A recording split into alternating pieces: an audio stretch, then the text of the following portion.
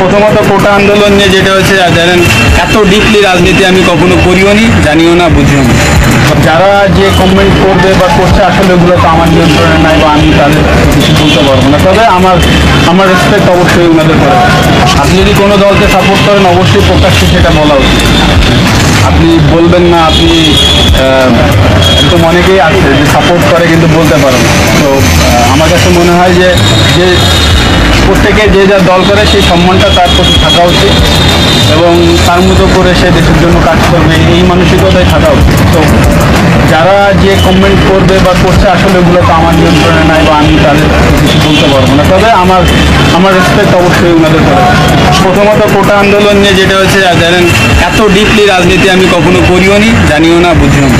তো আমি যেটা আগেও ক্লিয়ারলি বললাম যে আমার উদ্দেশ্য খুব সিম্পল, যেটা আমি মানুষের জন্য করে শান্তি পাই, কাজ পাই, ততটুকুই করা।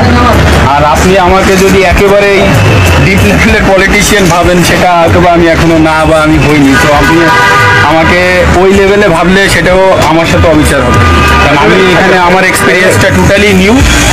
তবে হ্যাঁ, আমি যেটা বলেছি অবশ্যই আমি ভালো কাজ করতে চাই, সেটা সামনে হয়তো বা দেখা যাবে আমি কতটুকু করতে পারি। কথা আমি বলতেও চাই না এখন, এমন কোনো কথা আমি বলতে চাই না যেটা হয়তো বা কালকে আপনি মিলাইতে পারবেন না। তো